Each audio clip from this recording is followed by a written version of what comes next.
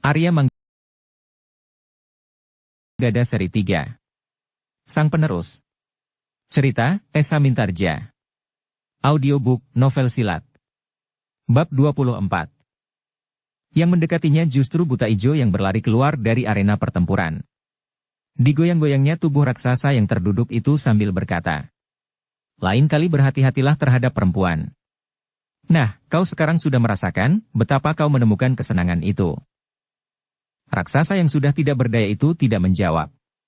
Namun buta ijo itu tidak sempat bergurau lebih lama. Beberapa orang telah mengejarnya dan bahkan dua di antaranya telah mendekati Nyi Prawara yang baru saja bergeser dari lawannya yang bertubuh raksasa. Winnie melihat kedua orang itu. Tetapi ia tidak mau meninggalkan Laksana dan Manggada. Karena itu, maka ia pun justru berteriak, "Ibu, aku di sini." Nyi Prawara mendengar suara anaknya. Ia pun tahu bahwa anaknya berada bersama Songsong yang di dekat pintu gerbang. Karena itu, sebelum ia melihat Winnie, Nyi Prawara sudah berlari menuju ke pintu gerbang. Suara anaknya itu telah membuatnya cemas. Sedangkan kedua orang yang mendekatinya dengan senjata teracu itu justru telah memburunya. Mereka mengira bahwa Nyi Prawara itu berlari untuk menghindari mereka berdua meskipun Nyi Prawara itu telah mengalahkan orang yang bertubuh tinggi besar itu. Namun Nyi Prawara memang tidak meninggalkan arena karena serangan kedua orang itu. Bahkan ia tidak menghiraukan ketika kedua orang itu mengejarnya. Winnie yang melihat ibunya berlari ke arahnya dan dikejar oleh dua orang itu menjadi cemas. Mungkin ibunya tidak menyadari bahwa dua orang telah memburunya, bahkan tidak terlalu jauh di belakangnya. Karena itu, maka Winnie pun telah berlarian menyongsong sambil berteriak, "Ibu, dua orang di belakang ibu." Nyi Prawara yang melihat anaknya tidak dalam kesulitan, bahkan muncul di belakang Laksana dan Manggada berlari menyongsongnya, dadanya terasa menjadi lapang. Karena itu, maka ia pun segera berhenti berpaling sambil memutar rantainya. Kedua orang yang mengejarnya itu terkejut. Mereka pun berhenti dan bersiap untuk menyerang. Namun yang mereka hadapi kemudian adalah dua orang perempuan. Yang seorang bahkan seorang perempuan yang masih terlalu muda. Namun kedua orang yang mengejarnya itu menjadi ragu-ragu. Seorang di antara kedua orang perempuan itu telah mengalahkan raksasa yang ditakuti di lingkungan mereka itu, sedang mereka pun melihat tubuh putut yang berilmu tinggi itu pun telah terbaring diam. Karena itu, maka keduanya menjadi ragu-ragu. Ketika Winnie dan ibunya bergerak maju, maka keduanya justru bergeser mundur. Winnie tidak mau maju lagi. Kepada ibunya ia berdesis, "Aku harus membantu menjaga Songsong itu." Ibunya mengangguk.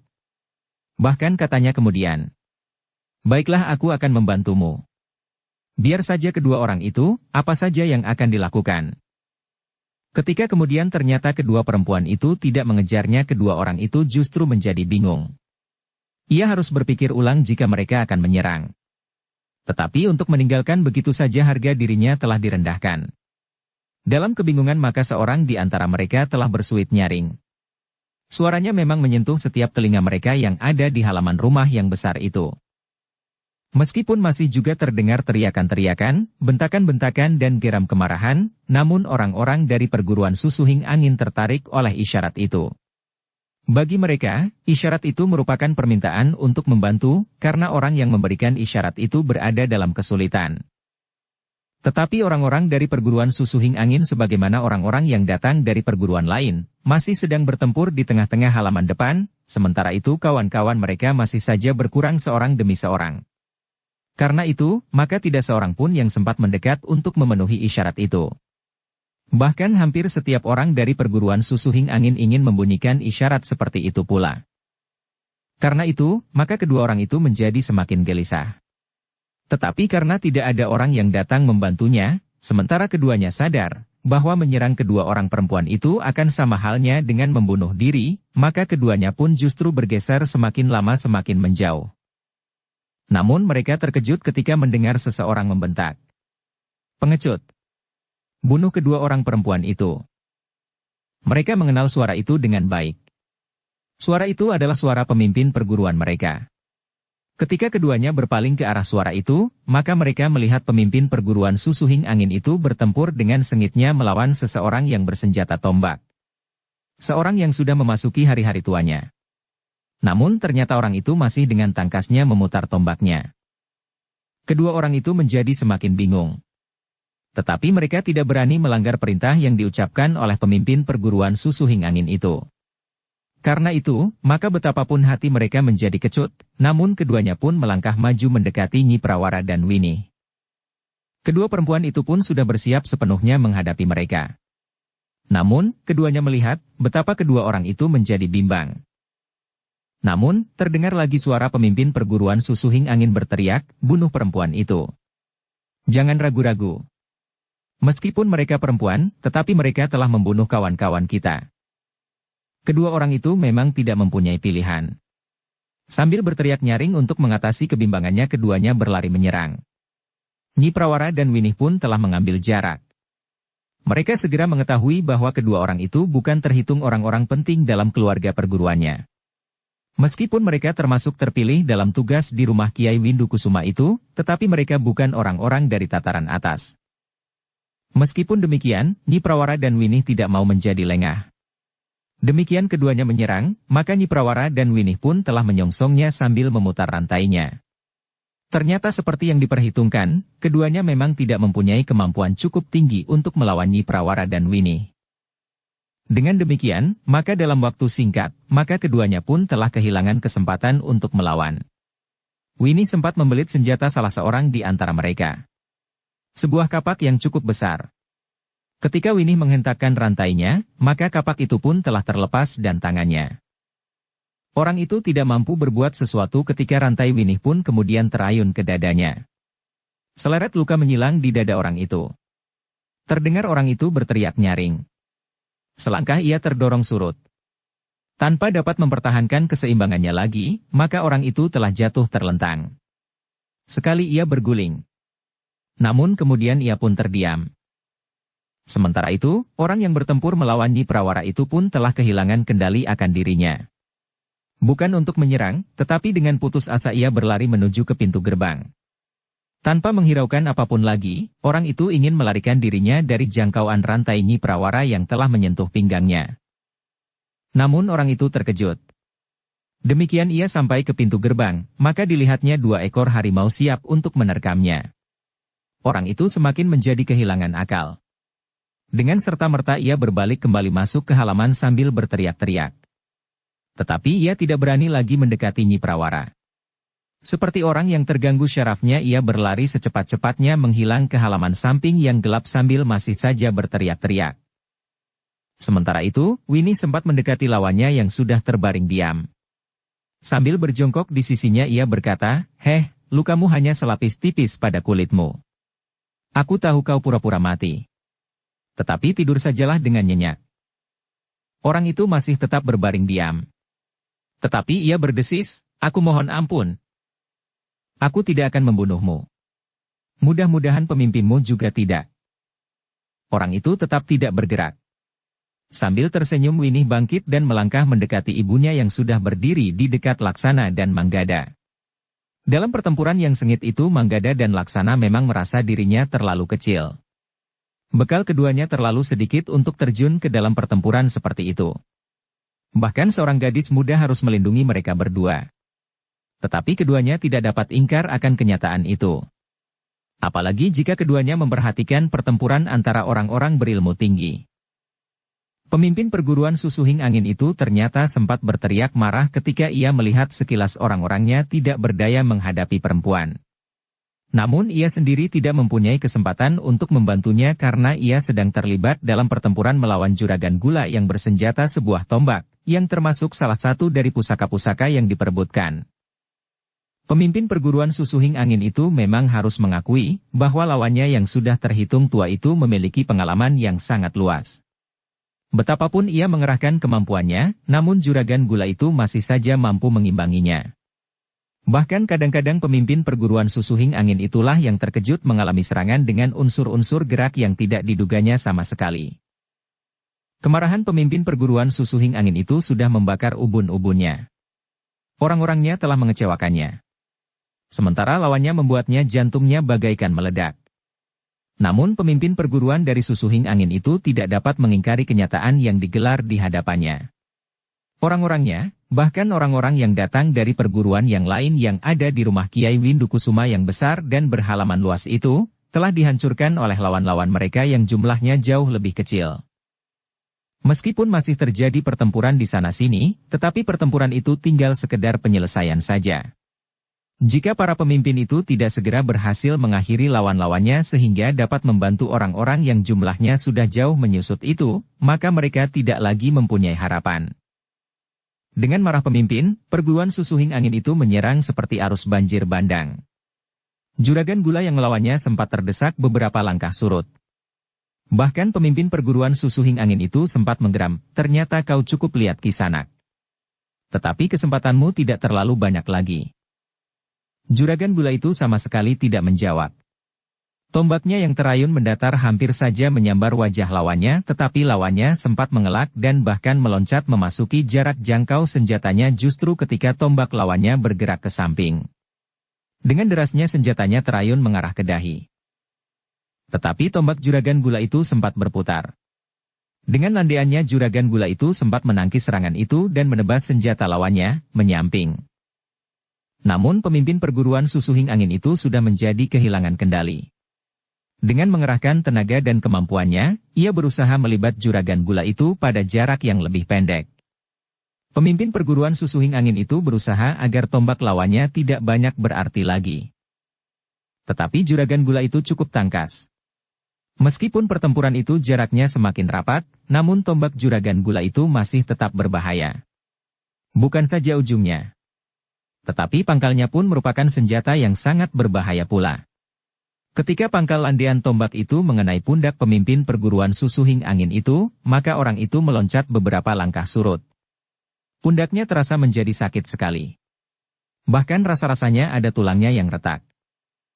Namun dengan demikian, maka ia pun telah mengerahkan kemampuannya sampai ke puncak. Ketika ia mempersiapkan diri untuk bertempur habis-habisan, maka seakan-akan dari matanya telah membayang warna kemerah-merahan. Jari-jarinya yang menggenggam senjatanya telah disaput asap tipis yang berwarna kehitam-hitaman. Seakan-akan memancarkan warna landasan ilmunya yang hitam pula. Dukung channel Novel Silat dengan subscribe, follow, like, komen dan share. Juragan Gula yang melihat lawannya sampai ke puncak ilmunya, ia pun telah mengerahkan kemampuannya pula. Kakinya yang merenggang, dan sedikit merendah pada lututnya, seakan-akan telah menghujam ke dalam bumi. Pertahanannya, menjadi semakin kokoh sehingga sulit untuk digoyahkan. Pada puncak kemampuan masing-masing, maka pemimpin perguruan Susuhing Angin itu sudah bertekad untuk menyelesaikan pertempuran itu dengan segera. Membunuh lawannya atau mati. Dengan demikian, maka pertempuran yang terjadi kemudian adalah benar-benar pertempuran antara hidup dan mati. Pemimpin perguruan Susuhing Angin yang datang dengan dada tengadah beserta beberapa orang pengikutnya, tidak mau mengorbankan harga dirinya. Ketika ia memasuki rumah itu, ia merasa yakin bahwa ia akan memegang peranan penting dalam perebutan pusaka-pusaka yang amat mahal harganya itu. Setidak-tidaknya ia akan dapat menjadi penentu di samping Panembahan Lebdagati sendiri. Namun ternyata ia telah mendapat lawan yang berilmu sangat tinggi. Bahkan di tangannya telah tergenggam salah satu dari pusaka-pusaka yang menurut ciri-cirinya adalah pusaka yang diperebutkan itu. Namun betapapun pemimpin dari perguruan Susuhing Angin itu berusaha, maka Juragan Gula itu masih saja tetap mampu mempertahankan dirinya. Demikianlah, pada tataran tertinggi dari hentakan ilmunya, maka pemimpin dari perguruan Susuhing Angin itu telah berloncatan berputaran mengelilingi lawannya. Semakin lama menjadi semakin cepat, sehingga putaran itu menjadi bagaikan angin pusaran. Namun yang ada di dalam pusaran itu adalah seorang yang juga berilmu tinggi. Juragan Gula dengan tombak di tangan justru berdiri diam di tempatnya. Kakinya benar-benar bagaikan berakar menusuk ke dalam bumi. Pusaran yang mengitarinya itu tidak mampu menggoyahkannya. Meskipun Juragan Gula itu seakan-akan justru menunduk sambil memejamkan matanya, namun ia tahu pasti di mana lawannya itu berada. Pusaran yang semakin cepat sehingga berubah menjadi semacam kabut kelabu yang berputar sama sekali tidak membingungkannya. Juragan Gula itu tahu pasti bahwa lawannya yang berputar itu mengacukan senjatanya siap menggapai tubuhnya. Tetapi dengan ketajaman inderanya, maka Juragan Gula itu seakan-akan melihat ujung senjata lawannya yang berputar di sekelilingnya itu. Sejenak ketegangan telah mencekam. Nyi Prawara dan Winih yang telah bebas dari lawan-lawan mereka melihat pertempuran itu dengan tegang, sedangkan Manggada dan Laksana menjadi bingung, apakah yang sebenarnya telah terjadi.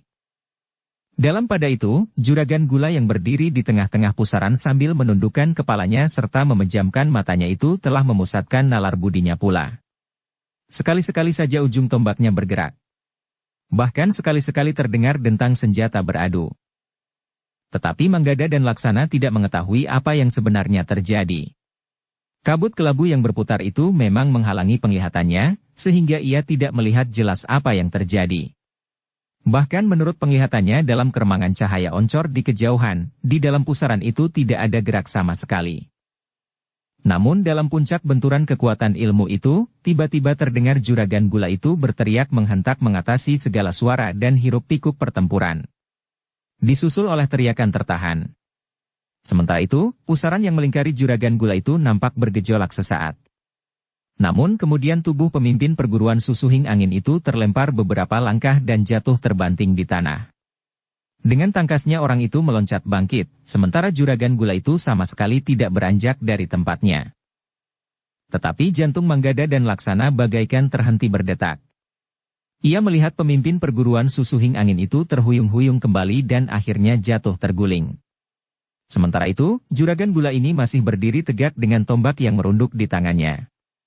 Ujung tombak itu menjadi merah oleh darah, sementara itu darah nampak mengalir dari tubuh lawannya yang terbaring diam. Tetapi Nyi Prawara itu pun kemudian berdesis. "Kiai." Mereka yang menyaksikan pertempuran itu menjadi tegang sejenak. Namun Nyi Prawara pun kemudian berlari mendekati Juragan Gula yang kemudian jatuh berlutut pada sebelah lututnya. Bahkan kemudian ia harus berpegangan pada landean tombaknya yang menjadi tegak di sisinya. Winih pun hampir saja berlari mendekati pula. Namun langkahnya tertahan. Ia harus berada dekat dengan Songsong yang masih saja dipegang oleh Laksana itu. "Kiai Padma," desis Nyi Prawara, "apakah Kiai terluka?" Juragan Gula itu menggeleng. Katanya, "Tidak. Tidak, Nyi.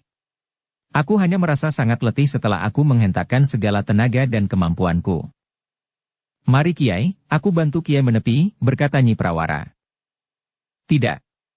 Tidak usah Nyi. Aku justru ingin melihat apa yang terjadi dengan saudara-saudara kita yang lain," berkata Juragan Gula itu. Nyi Prawara termangu-mangu sejenak. Sementara itu, Juragan Gula itu justru telah duduk di tanah, sedangkan Nyi Prawara berdiri di sebelahnya.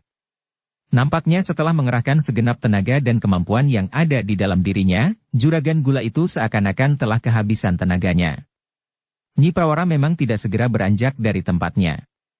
Ia tahu bahwa dalam keadaan yang demikian Juragan Gula itu memang menjadi lemah.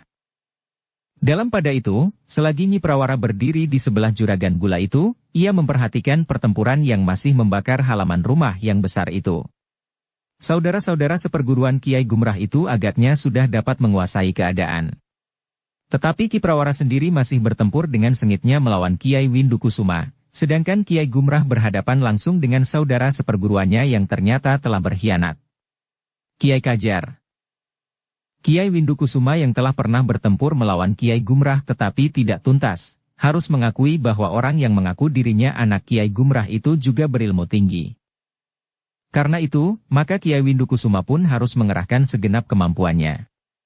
Meskipun demikian orang yang bersenjata tombak itu masih belum dapat dikuasainya. Nyi Prawara memang menjadi berdebar-debar menyaksikan pertempuran yang masih tersisa. Beberapa orang saudara seperguruan Kiai Gumrah yang telah menyelesaikan pertempuran di halaman itu bergeser perlahan-lahan mendekati arena. Dengan wajah yang tegang mereka melihat beberapa orang berilmu tinggi masih terlibat dalam pertempuran.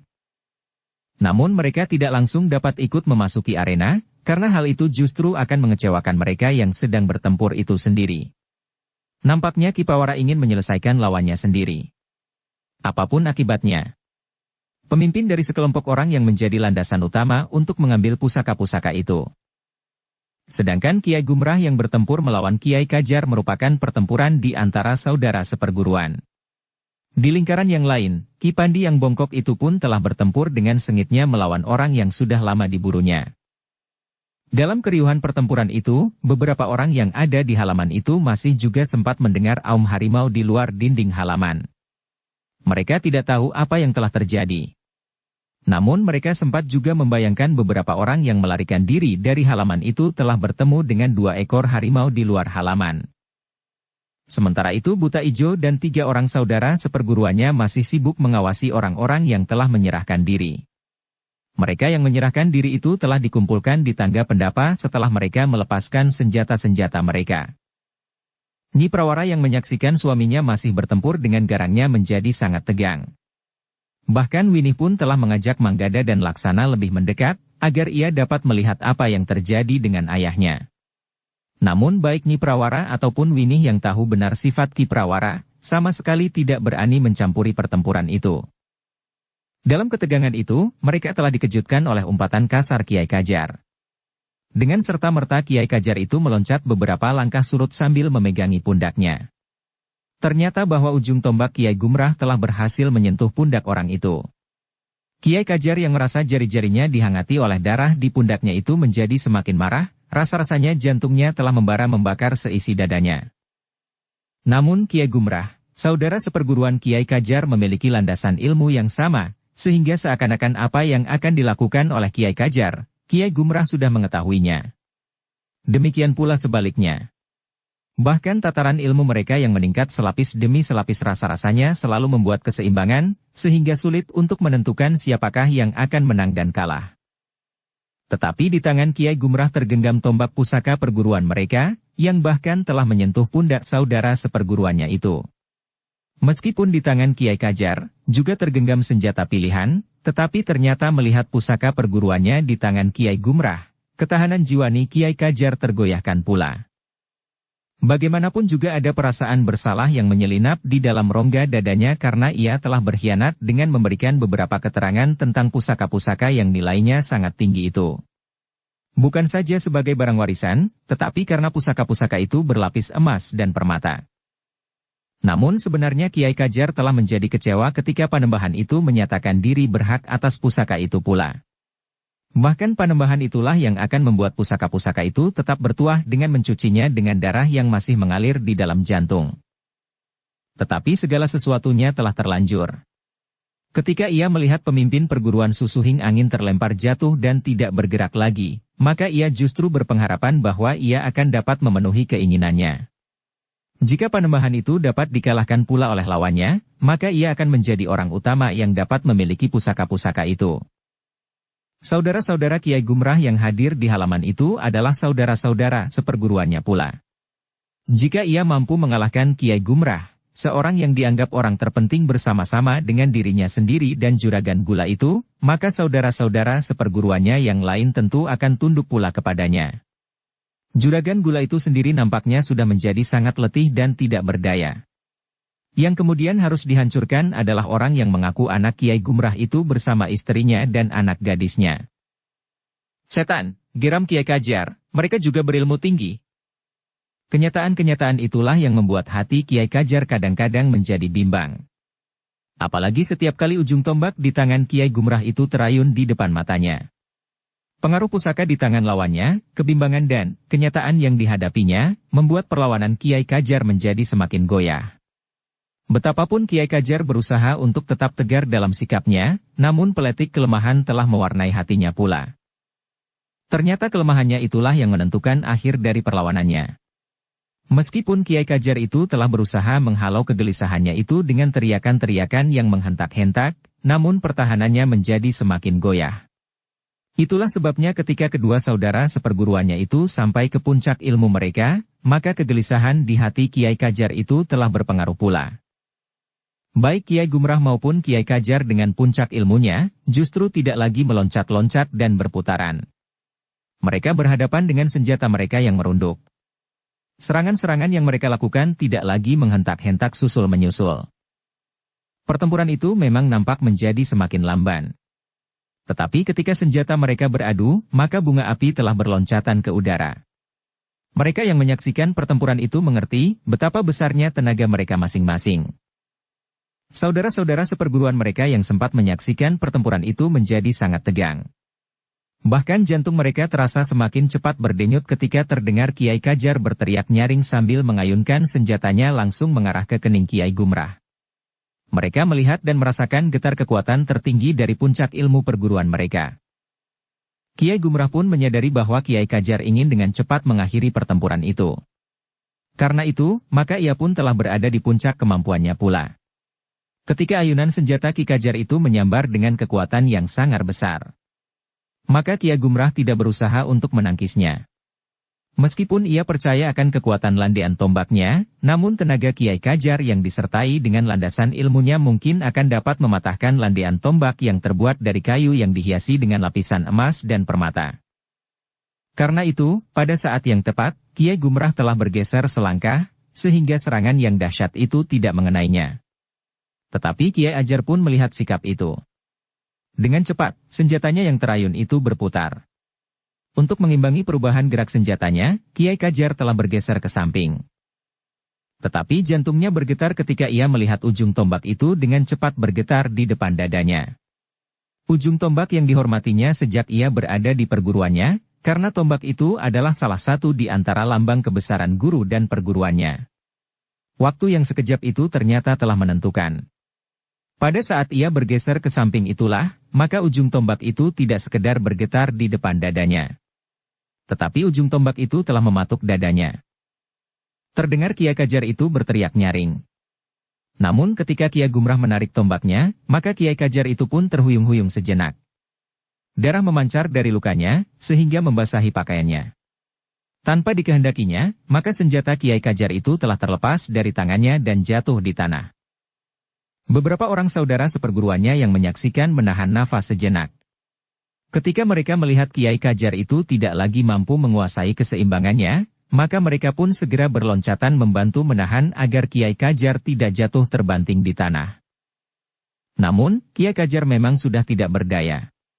Darah bagaikan ditumpahkan dari luka-lukanya, sehingga karena itu, maka saudara-saudara seperguruannya telah membaringkannya perlahan-lahan. Kiai Gumrah sendiri berdiri termangu-mangu. Di luar sadarnya ia memperhatikan tombaknya yang basah oleh darah segar yang masih mengalir di jantung. Tidak, berkata Kiai Gumrah dalam hatinya. Aku sama sekali tidak ingin mencuci ujung tombak ini dengan darah yang masih mengalir di jantung. Sambil menarik nafas panjang, Kiai Gumrah itu melangkah mendekati Kiai Kajar yang terbaring dikerumuni oleh beberapa saudara seperguruannya. Tetapi mereka terkejut ketika mendengar teriakan nyaring yang menggetarkan halaman dan bahkan rumah yang besar itu. Bukan sekedar teriakan marah, tetapi hentakan ilmu yang sangat dahsyat yang dilontarkan Panembahan Lebdagati. Akibatnya memang luar biasa. Beberapa orang yang terluka, yang masih mungkin untuk mendapatkan penyembuhan, telah menggeliat dan jantungnya pun segera berhenti berdetak. Bahkan Kiai Kajar yang terluka parah itu telah menjadi semakin parah. Satu kalimat masih terucapkan. Saudara-saudaraku, aku minta maaf atas kehilafanku. Kiai Kajar. Seorang dari saudara seperguruannya itu meraba tangannya. Tetapi tangan itu sudah tidak berdaya. Ketika yang lain meletakkan telinganya di dada, maka nafas Kiai Kajar telah berhenti. Dalam pada itu, selagi seluruh perhatian seakan-akan tertumpah pada tubuh Kiai Kajar, maka terdengar Ki Pandi yang bongkok berteriak nyaring dengan suara wajarnya, "Jangan lari." Semua orang berpaling. Sementara Ki Pandi melenting berlari mengejar Panembahan Lebdagati yang bagaikan terbang meloncati dinding halaman. Namun mereka pun melihat bayangan berikutnya menyusul. Ki Pandi. Di luar dinding terdengar aum kedua ekor harimau Ki Pandi. Tetapi suaranya tidak lagi dekat di balik dinding.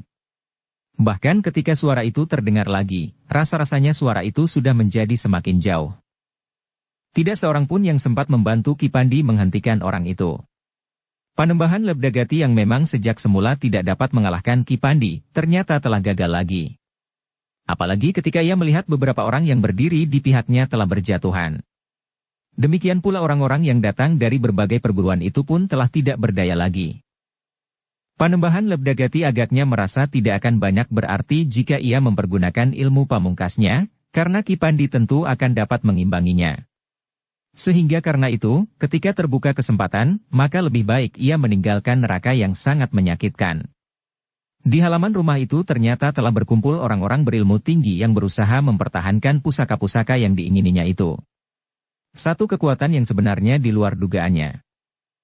Sepeninggal Panembahan dan Ki Pandi, maka pertempuran yang tersisa tidak banyak berarti lagi.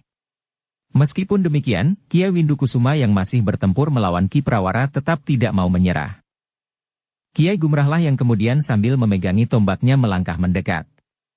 Dengan suara yang bergetar Kiai Gumrah itu pun berkata, "Kiai Windukusuma, sebaiknya kau menyerah saja.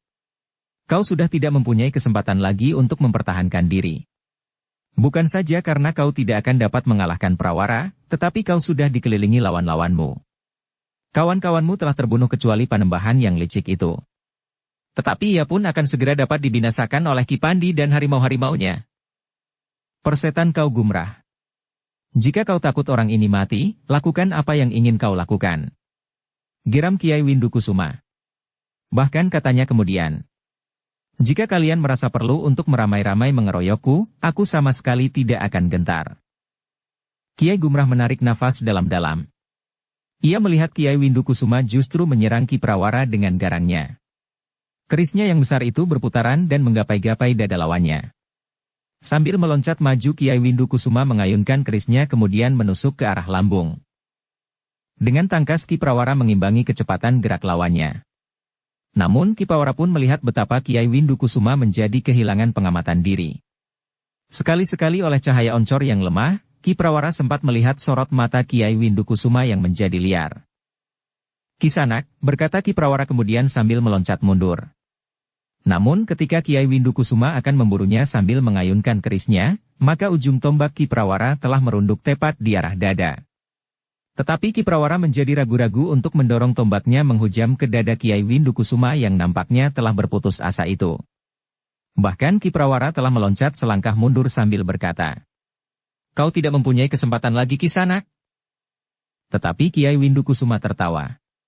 Katanya, "Kenapa kau tidak menusuk jantungku? Kisanak, apakah kau tidak berani melihat darah atau kau sengaja menghina aku?" "Menyerahlah," berkata Ki Prawara. "Apakah artinya pertempuran ini? Seandainya salah seorang dari kita mati, tidak akan menimbulkan perubahan apapun juga. Pusaka-pusaka itu masih akan tetap di tangan Kiai Gumrah dan saudara-saudara seperguruannya. Rumah ini akan tetap saja hancur dan orang-orang yang telah terbunuh tidak akan bangkit kembali." "Persetan," teriak Kiai Windukusuma sambil meloncat menyerang dengan garangnya. Tetapi Ki Prawara sempat mengelak. Sementara itu Kiai Gumrah telah melangkah semakin dekat sambil berkata, "Berhentilah. Setan tua kau Gumrah.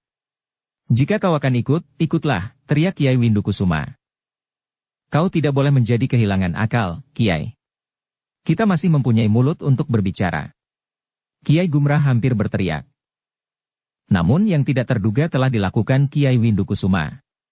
Ketika Kiai Gumrah berdiri tidak terlalu jauh dari arena untuk mencoba melerai pertempuran itu, tiba-tiba saja Kiai Windukusuma telah meloncat meninggalkan Ki Prawara justru menyerang orang tua itu. Yang menyaksikan serangan itu memang terkejut. Nyi Prawara justru sempat berteriak, "Ayah!" Kiai Gumrah juga menjadi terkejut sekali. Justru karena itu, maka ia tidak dapat mengendalikan nalurinya untuk menyelamatkan diri. Karena itu, ketika ia melihat Kiai Windukusuma meloncat sambil mengayunkan kerisnya dengan membabi buta, maka Kiai Gumrah telah mengangkat ujung tombaknya. Bahkan Kiai Gumrah tidak sempat mengekang tangannya yang mendorong ujung tombak itu menghujam ke dalam dada Kiai Windukusuma. Apa yang tidak dapat dilakukan oleh Ki Prawara ternyata terpaksa dilakukan Kiai Gumrah. Terdengar Kiai Windukusuma berteriak nyaring. Namun suaranya kemudian bagaikan menggantung di awan. Semakin tinggi, sehingga bersamaan dengan tubuhnya yang terguling jatuh di tanah setelah Kiai Gumrah menarik ujung tombaknya dengan tangan yang gemetar, maka suara Kiai Windukusuma itu pun menjadi semakin lambai. Yang terdengar kemudian adalah umpatannya yang terakhir. "Kau memang iblis, Gumrah." Kiai Gumrah tidak menjawab. Namun ia berdiri termangu-mangu memandang tubuh yang terbaring diam itu. "Aku tidak dapat berbuat lain," desis Kiai Gumrah yang menyesal bahwa orang terakhir itu harus dibunuhnya pula. Ki Prawara menarik nafas dalam-dalam. Katanya, "Apa boleh buat? Aku terkejut mendapat serangan yang tiba-tiba itu," desis Kiai Gumrah. Ya, juragan gula yang sudah mendapatkan kekuatannya kembali setelah beberapa saat ia mengalami keletihan itu menyahut. Kami tidak dapat menyalahkan kau, Kiai. Kiai Gumrah mengangguk-angguk. Dipandanginya ujung tombaknya yang telah dibasahi lagi dengan darah yang masih mengalir di jantung di luar kehendaknya sendiri. Demikian, sesaat kemudian orang-orang berilmu tinggi itu pun telah berkumpul. Kiai Gumrah minta agar saudara-saudara seperguruannya mengumpulkan sisa orang-orang dari beberapa perguruan yang ada di halaman itu yang telah menyerah dan yang masih sanggup untuk berjalan ke depan tangga pendapa rumah Kiai Windukusuma. Selain itu maka semua saudara-saudara seperguruan Kiai Gumrah pun telah diminta berkumpul pula. Yang terluka parah, telah dibantu oleh saudara-saudaranya berkumpul di pendapa. Kiai Gumrah harus meyakinkan keadaan semuanya. 3 batang tombak dan songsong milik Kiai Gumrah dan saudara-saudara seperguruan Kiai Gumrah itu telah berkumpul di pendapa itu pula. Kiai Gumrah dan saudara-saudara seperguruannya itu terkejut ketika terdengar pintu peringgitan terbuka. Ketika mereka berpaling dilihatnya seorang yang muncul dari balik pintu peringgitan itu. Beberapa orang serentak bangkit berdiri dengan senjata terhunus menghadap orang yang melangkah memasuki peringgitan dari ruang dalam itu. Tetapi Kiai Gumrahlah yang kemudian mendekatinya. Di bawah cahaya lampu di pendapa itu, Kiai Gumrah melihat bahwa yang datang itu adalah Kundala. Kau Kundala? Desis Kiai Gumrah. Kita akan bertempur. Bersiaplah. Iya, Kiai. Sahut orang itu. Di mana kau selama pertempuran berlangsung? Bertanya Kiai Gumrah. Aku berada di atas langit-langit di ruang dalam. Aku tidak tahu harus berbuat apa. Jawab Kundala. Marilah, duduklah. Kita akan berbicara. Berkata Kiai Gumrah kemudian. Kundala pun kemudian duduk di pendapa bersama Kiai Gumrah dan saudara-saudara seperguruannya. Sementara itu suasana di halaman rumah yang luas itu terasa sangat mencengkam. Di sana-sini tergolek tubuh yang berdarah. Di antara mereka masih terdengar ada yang sedang mengerang kesakitan. Karena itu, maka Kiai Gumrah yang duduk di pendapa itu pun kemudian berkata kepada saudara-saudara seperguruannya. Sebaiknya kita berbuat sesuatu atas mereka yang terluka. Bukan saudara-saudara kita saja yang akan mendapat perawatan, tetapi semuanya sejauh kita dapat melakukan. Karena itu kita dapat minta bantuan mereka yang telah menyerah, untuk mengumpulkan kawan-kawannya serta membantu merawat mereka. Namun kita harus mengawasi pelaksanaannya dengan sebaik-baiknya. Dengan demikian, maka beberapa orang saudara seperguruan Kiai Gumrah pun segera bangkit dan melangkah turun tangga pendapa, mendekati orang-orang yang telah menyerah, yang ada di halaman rumah itu. Dengan pengawasan saudara-saudara seperguruan Kiai Gumrah, maka orang-orang yang menyerah itu mendapat tugas untuk mengumpulkan kawan-kawan mereka yang terluka dan yang telah terbunuh dalam pertempuran itu.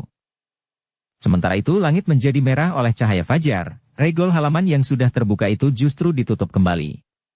Meskipun rumah itu tempatnya terpisah dari padukuhan-padukuhan, namun mereka harus tetap menghindari kemungkinan-kemungkinan akan ada orang lain yang melihat apa yang telah terjadi di halaman rumah yang luas yang menurut penglihatan orang-orang padukuhan regolnya selalu tertutup.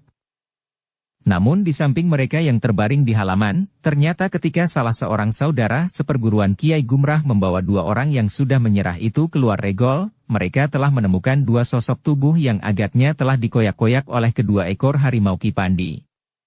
Agaknya kedua orang itu berusaha untuk melarikan diri dengan meloncati dinding, namun harimau Kipandi itu sempat melihatnya dan kemudian menerkamnya. Pekerjaan itu belum selesai sampai saatnya matahari terbit. Sementara itu, Kiai Gumrah, Juragan Gula, Ki Prawara yang duduk di pendapa bersama Kundala tengah mengadakan pembicaraan tersendiri. Di sisi lain Nyi Prawara, Winih, Manggada dan Laksana nampak termenung merenungi pengalaman yang sangat berkesan di hati mereka. Mereka mengucap syukur dalam hati, bahwa mereka masih mendapat perlindungan dari Tuhan yang Maha Pengasih lagi Maha Penyayang, sehingga mereka selamat dari bencana yang telah mencengkam seisi rumah dan halamannya itu. Manggada dari Laksana yang sejak semula sudah merasa dirinya kecil, maka mereka merasa menjadi semakin kecil. Keduanya sama sekali tidak dapat ikut berbuat sesuatu ketika terjadi pertempuran yang menentukan, justru di lingkungan kekuasaan lawan yang jumlahnya jauh lebih besar dari jumlah saudara-saudara seperguruan Kiai Gumrah. Namun di samping mereka yang terbaring di halaman, ternyata ketika salah seorang saudara seperguruan Kiai Gumrah membawa 2 orang yang sudah menyerah itu keluar regol, mereka telah menemukan 2 sosok tubuh yang agaknya telah dikoyak-koyak oleh kedua ekor harimau Kipandi. Agaknya kedua orang itu berusaha untuk melarikan diri dengan meloncati dinding, namun harimau Kipandi itu sempat melihatnya dan kemudian menerkamnya. Pekerjaan itu belum selesai sampai saatnya matahari terbit.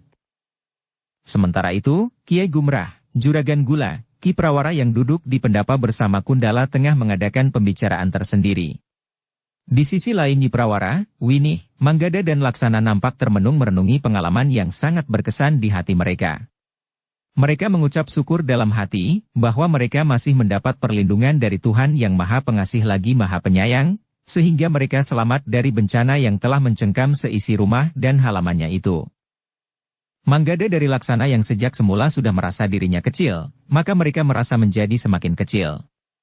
Keduanya sama sekali tidak dapat ikut berbuat sesuatu ketika terjadi pertempuran yang menentukan, justru di lingkungan kekuasaan lawan yang jumlahnya jauh lebih besar dari jumlah saudara-saudara seperguruan Kiai Gumrah. Namun Nyi Prawara tidak dapat terlalu lama beristirahat. Bersama 2 orang saudara seperguruan Kiai Gumrah yang lain, maka Nyi Prawara pun telah membantu merawat saudara-saudara seperguruan Kiai Gumrah. Bahkan sejauh jangkauan mereka juga berusaha menolong para pengikut dari mereka yang ingin merampas pusaka-pusaka itu dari tangan Kiai Gumrah dan saudara-saudara seperguruannya, setelah mereka dikumpulkan di pendapa. Dalam pada itu, Kiai Gumrah yang secara khusus berbicara dengan Kundala, telah menanyakan kepadanya, apakah Kundala bersedia untuk mengambil alih pimpinan di rumah itu? Aku tidak yakin bahwa orang-orang yang tersisa itu akan bersedia menerima aku, berkata Kundala. Kenapa? Bertanya Kiai Gumrah.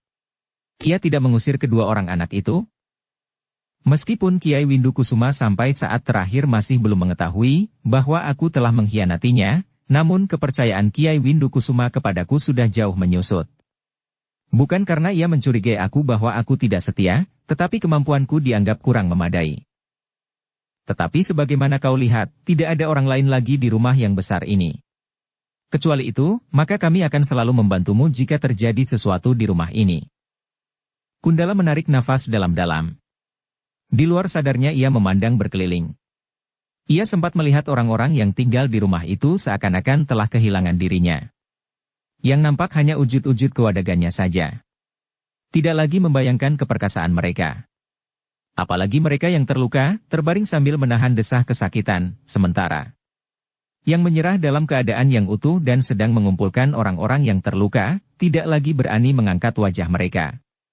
Sedangkan yang mengawasi mereka hanyalah beberapa orang yang jumlahnya jauh lebih kecil.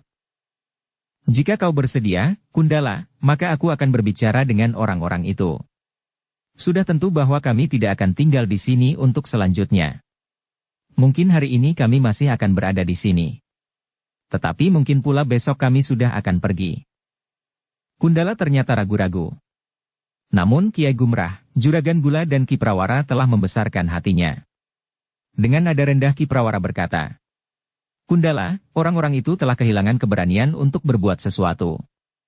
Bahkan untuk bersikap di dalam hati pun seperti itu, harus tampil seseorang. Kundala, jika kau ingin melahirkan perubahan tata kehidupan di lingkungan mereka, sekarang adalah waktunya. Jangan beri kesempatan mereka untuk membuat pertimbangan-pertimbangan lagi. Kau harus mengajukan satu wujud tatanan kehidupan yang masuk akal dan dapat mereka cerna dengan penalaran. Pada kesempatan ini kau dapat menawarkan pola masa depan yang penuh harapan bagi mereka. Kundala menarik nafas dalam-dalam. Sementara Juragan Gula itu berkata pula, kau satu-satunya pilihan kami. Bagaimanapun juga kami masih melihat bahwa kau masih sempat berpaling pada hati nuranimu justru di saat yang paling gawat. Kundala menundukkan kepalanya. Namun akhirnya ia berdesis, aku akan mencobanya. Bagus, berkata Kiai Gumrah. Aku akan berbicara nanti dengan orang-orang yang masih tertinggal di sini dari manapun mereka datang. Tetapi bagaimana dengan Panembahan yang sempat melarikan diri itu? Bertanya Kundala. Ia tidak akan banyak mendapat kesempatan, berkata Kiai Gumrah, orang bongkok itu tentu akan selalu membayanginya. Kundala mengerutkan dahinya. Namun Kiai Gumrah sempat menjelaskan bahwa Ki Pandi agaknya tidak akan pernah melepaskan orang yang menyebut dirinya Panembahan itu. Jika Panembahan itu pada suatu saat datang kemari, maka Ki Pandi pun tentu akan datang pula kemari, berkata Kiai Gumrah. Kundala mengangguk-angguk sambil berdesis. Semoga aku dapat memikul beban ini, Kiai. Kau akan dapat melakukannya. Bukankah kami tidak berada terlalu jauh dari tempat ini? Kundala mengangguk sambil menjawab, terima kasih Kiai. Mudah-mudahan kami akan dapat mulai dengan satu bentuk kehidupan baru. Tentu saja yang lebih baik dari masa yang lalu. Kalian harus berani memasuki satu tatanan yang barangkali sangat berbeda dengan tatanan kehidupan yang pernah kalian jalani sebelumnya. Tetapi dengan satu keyakinan, bahwa kalian akan dapat melakukannya, berkata juragan gula itu. Kundala tidak menjawab. Namun matanya menerawang jauh meloncati dinding halaman rumah yang besar itu. Hari itu, di rumah itu telah dilakukan satu kesibukan yang luar biasa. Semua orang telah dikerahkan untuk memberikan pertolongan kepada mereka yang memerlukan perawatan. Bahkan Nyi Prawara rasa-rasanya tidak sempat lagi untuk beristirahat. Namun hari itu juga telah digali lubang-lubang kubur jauh di bagian belakang kebun yang paling jauh dari rumah yang besar dan berhalaman luas itu. Hal itu terpaksa dilakukan karena Kiai Gumrah dan saudara-saudara seperguruannya tidak ingin menarik perhatian orang-orang yang tinggal di padukuhan terdekat dari rumah itu. Jika mereka membawa tubuh-tubuh orang yang terbunuh di halaman itu ke kuburan, maka tentu akan mengundang banyak sekali pertanyaan. Sementara itu, Kundala telah memerintahkan beberapa orang perempuan yang memang terbiasa bekerja di dapur untuk melakukan pekerjaan mereka, tetapi perempuan-perempuan itu tidak dapat menolak. Mereka harus keluar dari persembunyian mereka di dalam rumah yang besar itu dan masuk ke dalam dapur yang luas. Sedangkan persediaan bahan makanan di rumah itu cukup banyak dan akan mencukupi untuk waktu yang panjang. Tetapi perempuan-perempuan lain, yang tidak termasuk perempuan baik-baik dan bukan pula perempuan yang sehari-harinya memang dipekerjakan di rumah itu telah dikumpulkan di satu ruang yang khusus. Kundala memang berniat untuk menyingkirkan mereka dari rumah itu. Atas desakan Kiai Gumrah, maka para penghuni rumah itu yang tersisa dan menyerah, telah menerima Kundala memimpin mereka.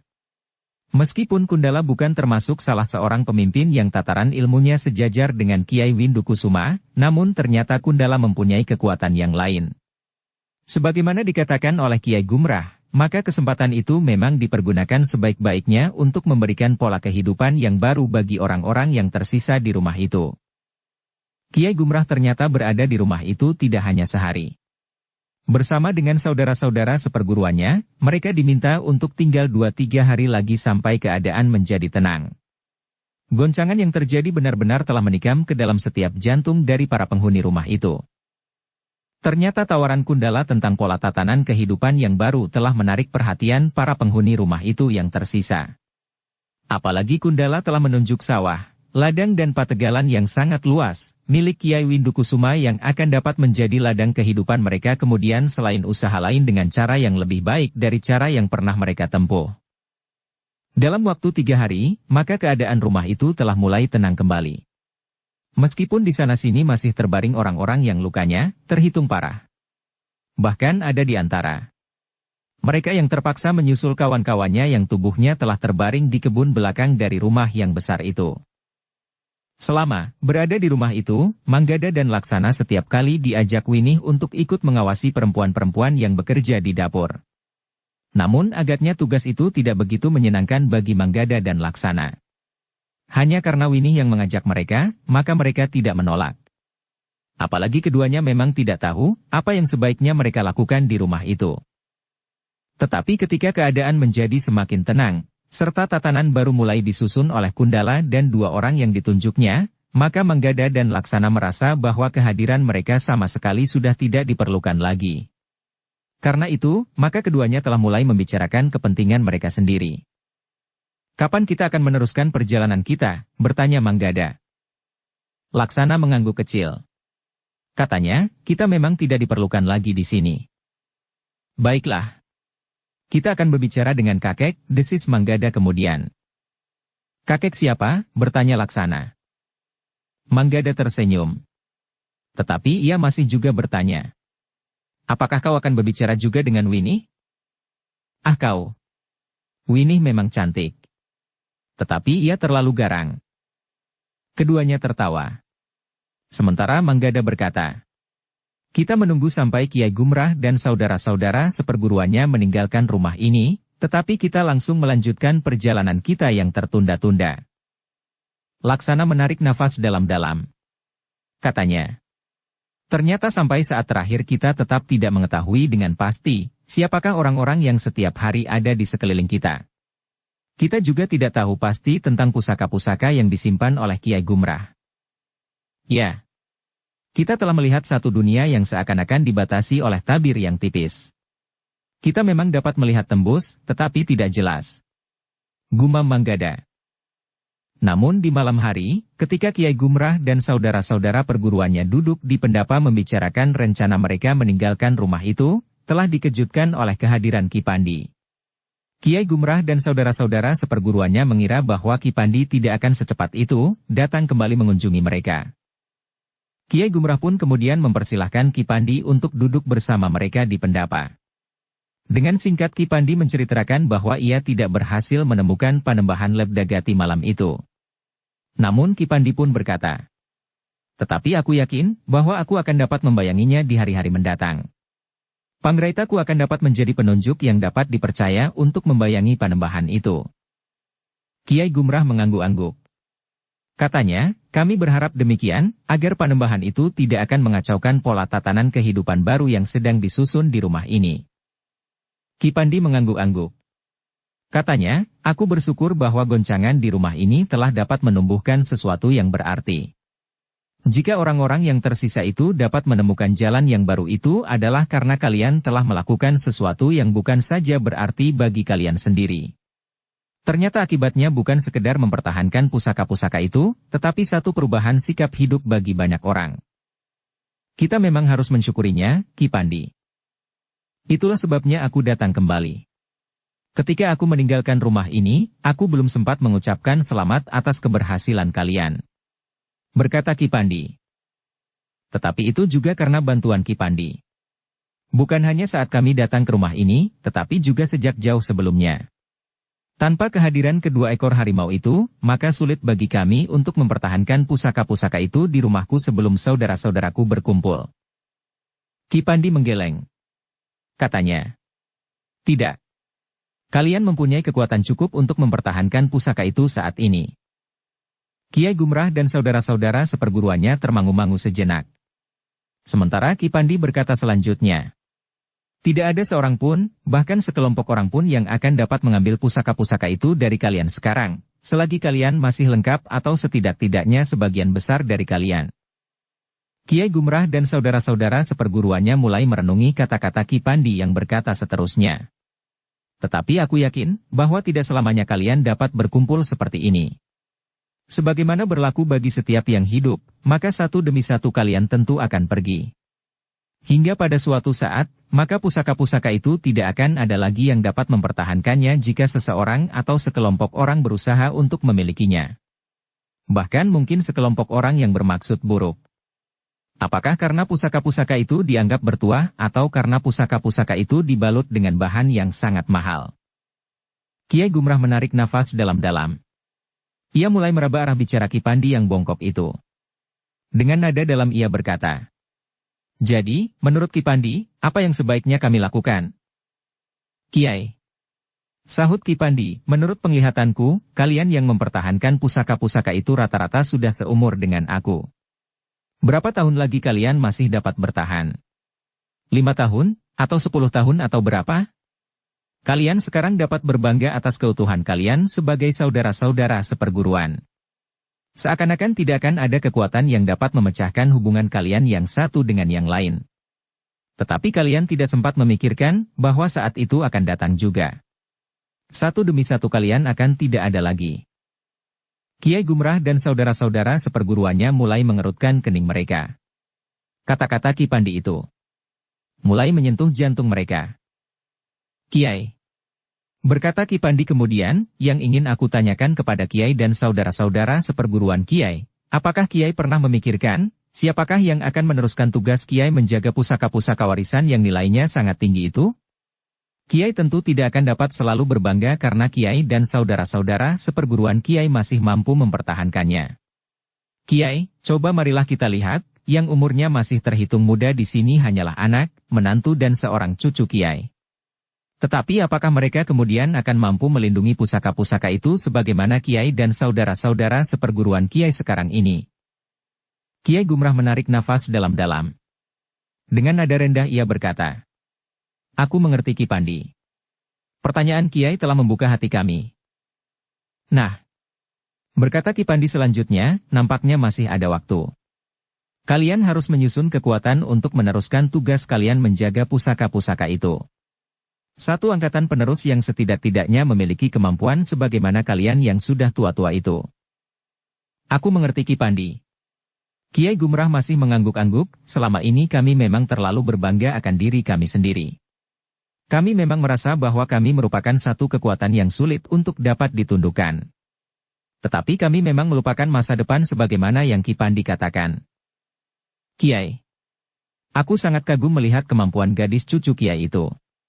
Dengan demikian maka akan mempunyai gambaran bahwa kalian akan dapat menyusun satu angkatan penerus sebagaimana Winih yang telah ditempa menjadi seorang yang memiliki kemampuan yang sangat tinggi. Meskipun pengalamannya masih belum terlalu banyak, tetapi agaknya penalarannya lebih banyak membantunya. Nah, Kiai," berkata Ki Pandi pula, "Kiai dan saudara-saudara seperguruan Kiai harus segera mulai." Kiai Gumrah termangu-mangu sejenak. Namun kemudian ia memandangi saudara-saudara seperguruannya yang duduk di sekitarnya sambil berkata, "Bagaimana pendapat kalian?" Juragan Gula itulah yang menyahut, "Aku sependapat dengan Ki Pandi. Selama ini kita memang terlalu berbangga akan diri kita sendiri. Bahkan sampai hari ini, kita berbangga bahwa kita dapat mempertahankan pusaka-pusaka warisan serta lambang dari perguruan kita. Sehingga kita tenggelam dalam kebanggaan itu. Tetapi kita memang tidak dapat berpikir bagaimana yang akan terjadi jika 5 tahun lagi, atau 10 tahun lagi, keadaan seperti ini akan terulang. Sementara, orang lain menyusun kekuatan untuk mulai dengan langkah-langkah baru." Orang yang selalu menyebut dirinya berilmu tinggi itu pun berkata sambil mengusap-usap lukanya yang masih terasa pedih, "Ya. Kita sekarang mampu melawan orang yang jumlahnya jauh lebih banyak dari jumlah kita. Kita dapat mengurangi jumlah mereka seorang demi seorang dengan cara kita. Namun suatu saat, jumlah kitalah yang akan dikurangi seorang demi seorang." Seorang yang lain pun berkata, "Apakah kita dapat menghentikan laju umur kita yang memanjat dari tahun ke tahun?" Kiai Gumrah tersenyum. Katanya sambil mengangguk-angguk, "Ya. Kita lupakan masa depan kita," tetapi suaranya kemudian meninggi. "Saudara-saudaraku, aku sendiri telah menyiapkan pilar penyangga masa depan itu. Aku punya Prawara, istrinya dan cucu-cucuku.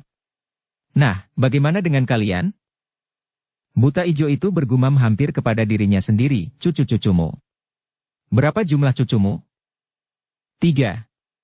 Jawab Kiai Gumrah, "Seorang perempuan dan 2 orang laki-laki." Tiba-tiba saja semua orang berpaling kepada Manggada dan Laksana.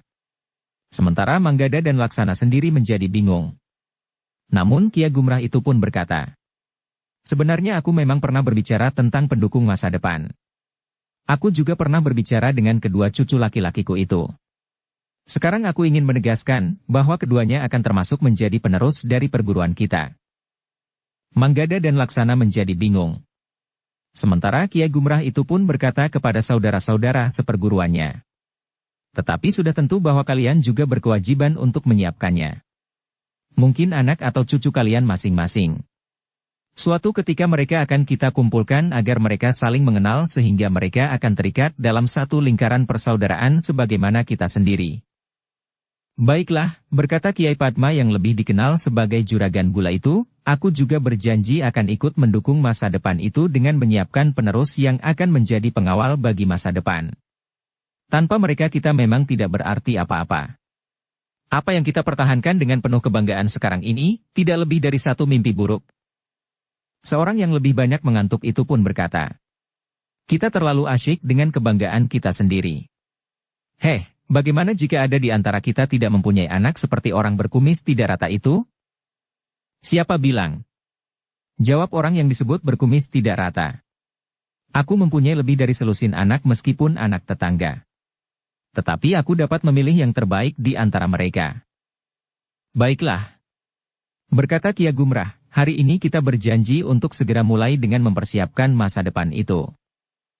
Namun dalam pada itu, Manggada dan Laksana menjadi gelisah. Mereka tidak akan dapat terikat dengan rencana itu, dengan memaksa diri Manggada berkata, Kiai, kami berdua mohon maaf. Kecuali kami berdua merasa sama sekali tidak berarti di sini. Kami pun masih mempunyai kepentingan yang lain. Sejak kami meninggalkan rumah paman, kami belum pernah sampai ke rumah ayah. Jika suatu hari paman berkunjung ke rumah ayah dan kami belum ada di rumah, maka ayah tentu akan menjadi gelisah. Kiai Gumrah mengerutkan dahinya. Katanya, bukankah kalian sudah menyatakan keinginan kalian untuk tinggal bersama kami? Waktu itu memang demikian, jawab Manggada, tetapi betapa bodohnya kami, bahwa kami merasa akan dapat membantu Kiai. Pada suatu hari kau akan kami antar pulang dan sekaligus minta kepada orang tua kalian bahwa kalian akan berada di lingkungan kami, berkata Kiai Gumrah. Terima kasih Kiai. Tetapi sebaiknya kami pulang lebih dahulu. Suara Manggada merendah. Ki Pandilah yang kemudian menyahut. Jika demikian, biarlah aku menemani anak-anak ini. Aku sudah kenal mereka sejak lama. Aku akan mengantarnya pulang. Suatu ketika aku akan membawa mereka kembali kepada kalian. Kiai Gumrah menarik nafas dalam-dalam. Sementara Winnie yang duduk di sebelah anak-anak muda itu bertanya. Kalian akan meninggalkan kami? Orang tua kami akan kehilangan kami, jika kami tidak pulang, jawab Manggada. Kiai Gumrah menarik nafas dalam-dalam. Katanya. Tetapi ingat anak-anak. Kalian adalah cucu-cucuku. Manggada dan Laksana termangu-mangu sejenak. Mereka pun sebenarnya merasa sangat berat untuk meninggalkan Kiai Gumrah. Meskipun mereka tahu bahwa mereka tidak berarti apa-apa bagi orang tua itu, namun selama ia berada di rumah Kiai Gumrah, maka ia memang merasa seolah-olah tinggal di rumah sendiri. Bahkan setelah anak dan menantu Kiai Gumrah beserta Winnie datang, hubungan mereka dengan keluarga Kiai Gumrah itu menjadi semakin akrab. Bahkan Manggada dan Laksana kadang-kadang sering lupa dan merasa bahwa mereka memang bagian dari keluarga itu. Namun akhirnya Kiai Gumrah pun telah melepasnya pula. Juragan Gula yang sudah akrab pula dengan kedua orang anak muda itu, bahkan beberapa orang yang lain, juga ikut menyesalkan kepergian Manggada dan Laksana. Namun mereka memang tidak dapat menahannya tanpa memperhatikan kepentingan anak-anak muda itu sendiri. Meskipun demikian, kedua anak muda itu masih diminta untuk singgah di rumah Kiai Gumrah sebelum mereka benar-benar meninggalkan keluarga itu. Demikianlah, maka keesokan harinya, Kiai Gumrah dan saudara-saudara seperguruannya itu pun telah meninggalkan Kundala yang nampaknya mulai dapat menguasai orang-orang yang masih tersisa di rumah itu. Kepada mereka Kiai Gumrah berkata, ikutilah jejak langkah Kundala. Jika kalian berjanji, maka kami tidak akan melaporkan kegiatan kalian kepada Senapati Pajang yang mendapat tugas di daerah ini. Tetapi jika kalian berkeras dengan cara hidup kalian sebelumnya, maka akan datang gilirannya pasukan Pajang menghancurkan kalian. Wajah-wajah yang suram itu hanya dapat menunduk. Namun kata-kata Kiai Gumrah itu meresap di hati mereka. Ternyata bahwa saudara-saudara seperguruan Kiai Gumrah itu akan langsung pulang ke rumah masing-masing. Hanya mereka yang masih belum sembuh dari luka-lukanya, akan diantar oleh saudara seperguruan yang terdekat. Dua orang yang lukanya masih agak parah, akan dibawa lebih dahulu ke rumah Kiai Gumrah. Demikian pula pusaka-pusaka yang telah berhasil mereka pertahankan itu akan tetap disimpan di rumah Kiai Gumrah untuk sementara, sebelum mereka mengambil keputusan lain, karena tempat itu sudah menjadi tidak tenang lagi. Ketika Kiai Gumrah dan keluarganya serta kedua orang saudara seperguruannya yang terluka itu sampai di rumah, mereka menjadi heran. Dua orang yang tertangkap dan ditahan di rumah itu ternyata masih tetap menunggu. Ketika pengaruh ketukan jari-jari Kiai Gumrah telah mengendur, sehingga keduanya terbangun, keduanya tidak berniat untuk melarikan diri. Ternyata mereka merasa bahwa mereka tidak akan dapat hidup lagi tanpa perlindungan Kiai Gumrah. Baiklah. Besok kau akan kami serahkan kepada Kundala yang sekarang memimpin kawan-kawanmu di rumah Kiai Windukusuma, berkata Kiai Gumrah kepada mereka. Namun dalam pada itu, Manggada dan Laksana benar-benar akan meninggalkan rumah itu. Betapa beratnya hati keluarga Kiai Gumrah, namun mereka harus melepas mereka. Meskipun demikian mereka merasa berbesar hati bahwa Ki Pandi akan membawa mereka sampai kepada orang tua mereka dan kelak, akan membawa mereka kembali kepadanya. Kedua anak muda itu diharapkan akan dapat menjadi bagian dari penerus yang akan mengawal lambang kehadiran mereka. Winnie melepas kedua orang anak muda itu dengan mata yang basah. Banyak kesan yang tertinggal di hatinya tentang kedua anak muda itu. Setiap kali Winnie masih memperbandingkan keduanya dengan Darpati yang hampir saja merampas hatinya sehingga ia akan dapat kehilangan pribadinya. Manggada yang sudah siap untuk berangkat itu berkata, "Aku kagumi kau Winnie. Kami berdua bukan apa-apa di pandangan matamu." "Kalian salah mengerti Kakang," jawab Winnie. "Aku bangga terhadap kalian berdua. Ilmu, kemampuan dan kelebihan apapun tidak berarti apa-apa tanpa dukungan kepribadian yang kuat. Dan kalian sudah memiliki kepribadian itu. Pada saatnya kalian akan kembali dengan ilmu dan kemampuan yang tinggi didukung oleh kepribadian yang sangat kuat." Manggada mengangguk-angguk, sementara Laksana berkata, "Jika kelak aku kembali, apakah kau masih tetap menganggap kami sebagai kakakmu sendiri?" "Tentu Kakang," jawab Winnie. Dahi Laksana berkerut. Tetapi ia pun berdesis, "Terima kasih Winnie. Kelak kami tentu akan datang kembali." Demikianlah, maka Manggada dan Laksana pun benar-benar meninggalkan rumah itu. Nyi Prawara membekali mereka dengan obat-obatan yang penting bagi mereka di perjalanan. "Kami titipkan anak-anak ini kepadamu, Ki Pandi," berkata Kiai Gumrah. Ki Pandi tersenyum sambil mengangguk. Namun sejenak kemudian maka mereka pun telah pergi. Bersambung ke Arya Manggada seri 4. Sejuknya kampung halaman. Dukung kami dengan subscribe, follow, like, komen dan share. Terima kasih.